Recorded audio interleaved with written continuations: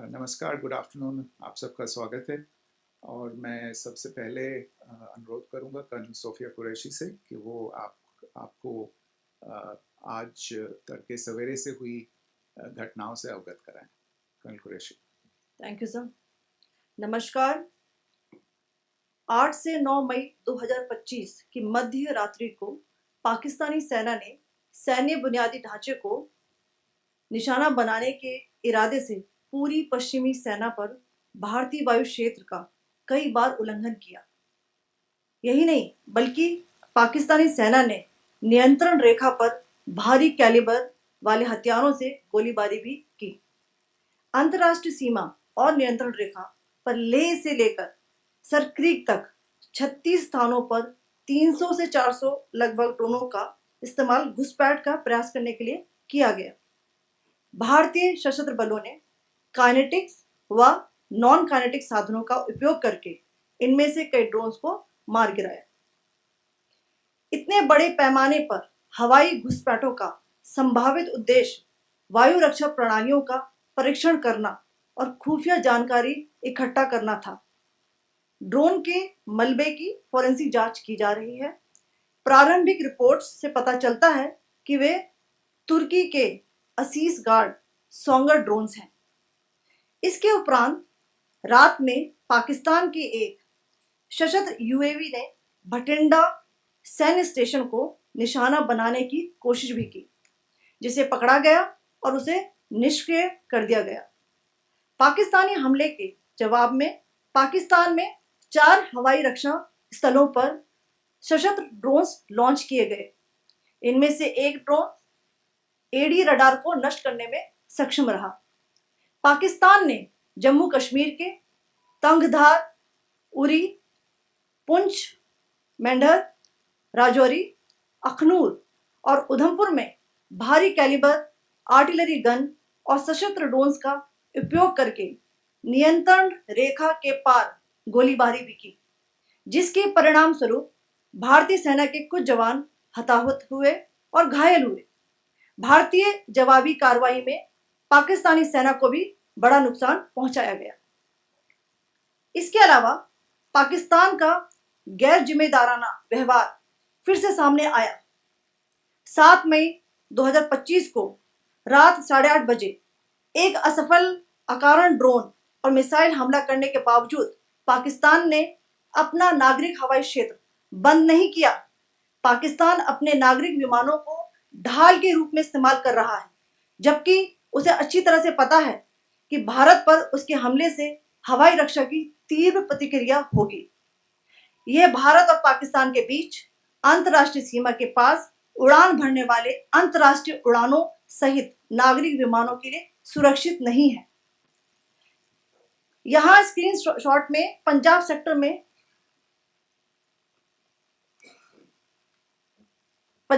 में high air defence alert स्थिति के दौरान एप्लीकेशन फ्लाइट रडार 24 का डेटा दिखाया गया है। जैसा कि आप देख रहे हैं, यहां पर भारतीय पक्ष का हवाई क्षेत्र घोषित बंद के कारण नागरिक हवाई यातायात से पूरी तरह से रहित है। कराची और लाहौर के बीच के हवाई अड्डे मार्ग पर नागरिक एयरलाइंस उड़ान भर रही है। हाई अलर्ट किया गया है विमान फ्लाइनेस एविएशन का एयरबस 320, जैसा कि आप यहां देख रहे हैं, जो कि शाम को 5:50 दमम से शुरू हुआ और रात को 9:10 लाहौर में उतरा। ये सारा डिटेल्स आप यहां देख रहे हैं, ये डिटेल्स यहां लिखा हुआ है। Can you see this?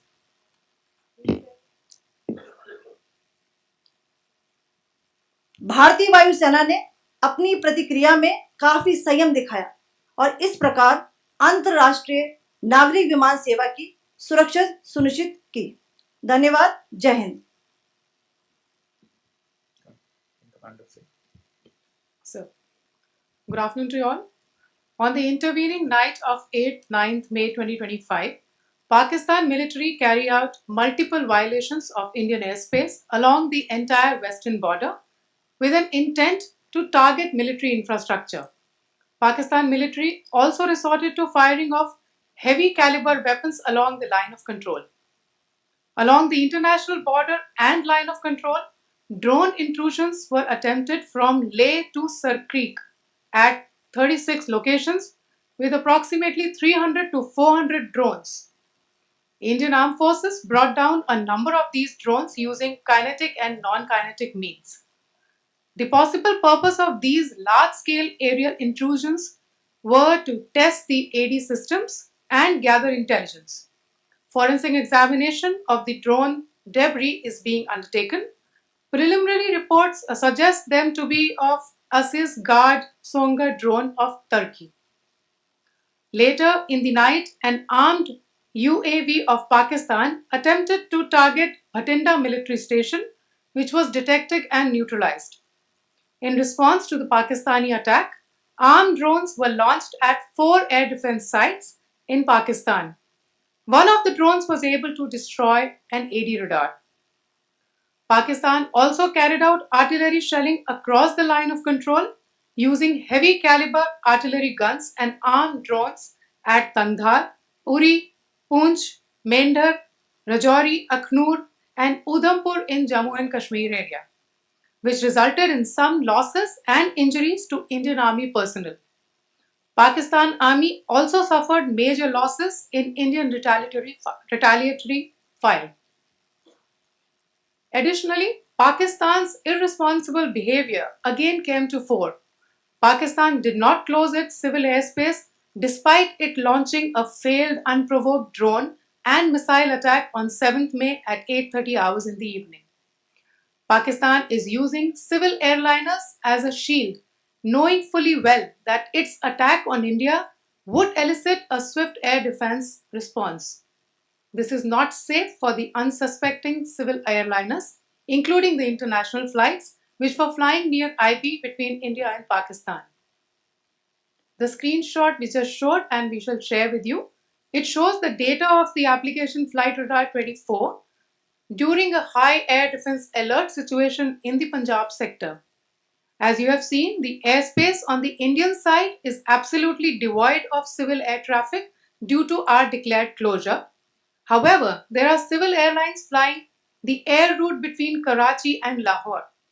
Amongst the other civil aircraft that you can see, we have highlighted an aircraft which is Airbus 320 of Flynas Aviation, which was originated from Dammam at 1750 hours and landed later at Lahore at 2110 hours in the night. Indian Air Force demonstrated considerable restraint in its response, thus ensuring safety of international civil carrier.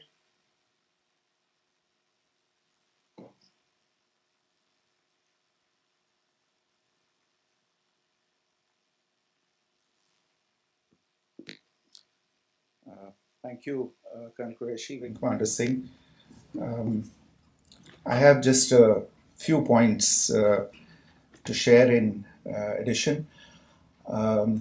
कल रात की पाकिस्तानी सेना की कायरतापूर्ण गतिविधियों से आपको colonel Qureshi और विंग कमांडर सिंह ने पहले ही अवगत करा दिया है. These provocative and escalatory actions that were taken by Pakistan last night were targeted at Indian cities and civilian infrastructure, in addition to some military targets. The Indian Armed Forces responded proportionately, adequately and responsibly. ये जो हमले हुए कल रात को भारतीय सैन्य इकाइयों ने पर्याप्त रूप से और एक जिम्मेदाराना रुख अपनाते हुए इन हरकतों का उत्तर दिया. What I want to underline is that the official and blatantly farcical denial of these attacks that Pakistan carried out by the Pakistani state machinery is yet another example of their duplicity and the new depths that they are plumbing in their quest for disinformation. The other point in the same vein is Pakistani claims that they did not target or attack any religious places. You would recall that yesterday I shared with you an incident related to the attack on a Gurdwara in Poonch, Instead of owning up to these attacks, Pakistan made the preposterous and outrageous claim that it was the Indian armed forces and the Indian Air Force that was targeting cities like Amritsar and trying to put the blame on Pakistan. This is nothing but a desperate attempt by Pakistan to disown its acts of aggression, but it is also true to type in its effort to deceive and mislead the world. It will not succeed. The Gurdwara in Punch, in particular, was attacked by Pakistan, and some local members of the Sikh community, including a Ragi of the Gurdwara, lost their lives in this incident, as I shared yesterday. TV पर आप इस हमले के चित्र देख सकते हैं. In addition, that we would attack our own cities is the kind of deranged fantasy that only the Pakistani state can come up with. Perhaps they do it because they are well versed in such action, as their history would show. The last point I wanted to make this evening is again this disinformation that is coming from Pakistan about India targeting the Nankana Sahib Gurdwara through a drone attack. This is again yet another blatant lie and part of Pakistan's disinformation campaign. As we saw in the Pahalgam attack, Pakistan is again trying desperately to impart a communal hue to the situation with an intention to create discord. Again, we are not surprised. India's steadfast unity in itself is a challenge to Pakistan. Let me stop there. I have time only for a few questions and be happy to try and answer them. First, I call Siddharth. Siddharth, please. Hi, sir. I'm Siddharth from Beyond. So this is Siddharth. Behind, please. The other Siddharth. Yes, sir. Hi, sir. I'm Siddharth from CNN News 18. Sir, I only want to know from you the status of Kartarpur corridor. Is it open or not? If you can. I think you're all aware of the situation along the entire India-Pakistan border and the areas around the line of control. In view of the existing security scenario, the services of the Kartarpur Sahib corridor have been suspended till further directions. We'll update you as and when there is a change in the situation. We have a question here, Rishabh. So, good evening, Rishabh from Times Now. So, you spoke about religious places being hit in Jammu. There's another religious place which is a Carmelite nun church that has been hit. What do you have to say about it? If you can explain that to us. Yeah, actually, we do have some information about this extremely regrettable and condemnable incident. During heavy shelling across the line of control in the early morning of 7th May, a shell fired from Pakistan landed just behind the Christ School run by the Carmelites of Mary Immaculate congregation in Puj. Tragically, the shell fired from Pakistan hit the home of 2 students of the Christ School. Both students unfortunately lost their lives and their parents were severely injured.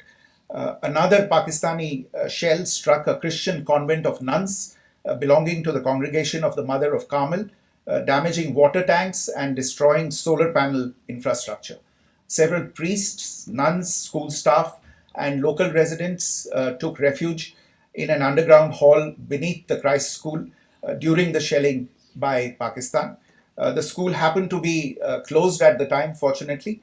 Otherwise, more losses would have occurred. Again, we have seen the Pakistani side targeting and shelling places of worship with a particular design. This includes gurdwaras, these convents and temples. This is a new low even for Pakistan. You have a question here, Pranay. Sir, Pranay Upadhyay, Amar Ujala se. Sir, कल आपने इसी podium से पाकिस्तान के IMF bailout को लेकर और Indus water treaty को लेकर जो टिप्पणी की थी, उसकी पाकिस्तान में काफ़ी तीखी प्रतिक्रिया भी आई और उसके बाद हमने देखा कि पाकिस्तान की तरफ से किस तरीके से लेह से लेकर भुज तक पूरी बॉर्डर के ऊपर जो इन्वेजन था वो किया गया। मौजूदा सिचुएशन के अंदर पाकिस्तान के बेलआउट पैकेज को लेकर और पाकिस्तान के इन अटेम्प्ट्स को लेकर आपका क्या असेसमेंट है? और दूसरा ये भी जानना चाहेंगे कि पाकिस्तान की तरफ से ये जो अटेम्प्ट किया गया था उसका भारत ने अभी तक उस तरीके का कोई जवाब नहीं दिया गया है, तो क्या भारत इसका जवाब देगा जो कार्रवाई हुई है बीते 24 घंटों में? देखिए प्रणय, जहाँ तक इंडस वाटर्स ट्रीटी का सवाल है, मैंने कल विस्तार से उसके बारे में इसकी चर्चा की है। Indus waters treaty is in abeyance and as such I have nothing further to add to the decision that was announced by the cabinet committee on security. जहाँ तक IMF bailout का सवाल है, आपको ज्ञान होगा कि IMF की आज मीटिंग हो रही है। हम वहाँ पे अपना पक्ष रखेंगे और जो हमारा मत है इन चीज़ों को लेके वहाँ पे साझा करेंगे दूसरे मेंबर्स के साथ। ये बोर्ड पे निर्भर है कि वहाँ पे क्या निर्णय होता है। और जहाँ तक जो कार्रवाई हुई है उसका जवाब देने का जो आपने जो प्रश्न उठाया है, जो आज ब्रीफिंग हुई है, जो आपको सूचना मिली है, मैंने भी कहा है कि जो आज सवेरे तड़के सवेरे जो गतिविधियाँ हुई, भारत ने उनका एक जिम्मेदाराना पूर्ण तरीके से और एक पर्याप्त तरीके से उसका जवाब दे दिया है। सिद्धांत। Hi sir, Siddhant from Beyond. Sir, the External Affairs Minister has spoken to many of his counterparts around the world. Yesterday he spoke to the US Secretary of State Marco Rubio. So what were the key areas of conversations during that call? Yes, the minister had a conversation with the US Secretary of State. As you can imagine, the focus of discussions was the terrorist attack in Pahalgam and the response that India mounted after that on the 7th of May. The Secretary of State shared his thoughts on these developments with the minister. The minister deeply appreciated the US's commitment to work with India in the fight against terrorism, and he also underlined the targeted measures that India had taken in connection with Ops Sindoor. The minister also underlined that India would firmly counter any attempts at escalation from there. But in follow-up to that, as you are aware, there have been a number of other conversations. The minister had a conversation with the UK Foreign Secretary, David Lammy, today. There too, the discussion centered around countering terrorism, for which there must be zero tolerance. And I understand just a short while ago, the External Affairs Minister has also spoken to the Foreign Minister of Norway, Espen Barth Eide, which was also focused on recent developments stemming from the terrorist act in Pahalgam. One last question, Sudhi. Sir, Foreign Secretary, thank you for doing this. Sudhi Ranjan from Bloomberg. Foreign Secretary, India had struck Bahawalpur the other day, which is also connected with the murder of one of us, journalist Daniel Pearl. If you could give us an understanding of what exactly are the reports that you're getting. You're right. Bahawalpur is the headquarters of the Jaish-e-Mohammed terrorist group that is proscribed by the United Nations. Its leader, Maulana Masood Azhar, is a proscribed individual. It is, you brought up the connection with the tragic death or killing of Daniel Pearl of the Wall Street Journal. The Jaish-e-Mohammed was in some way directly or indirectly responsible for the death of Daniel Pearl. But the real connection is through Ahmed Omar Saeed Sheikh, the British Pakistani jihadi who was held in India, but was finally released in 2000, and he was the person who lured Daniel Pearl to his eventually leading to his murder. So these are all obviously connected figures, connected individuals, connected institutions, and the attack on Bahawalpur, on that facility of the Jaish-e-Mohammed in Bahawalpur, is, I would imagine, a fitting part of this unfortunate incident. Thank you all.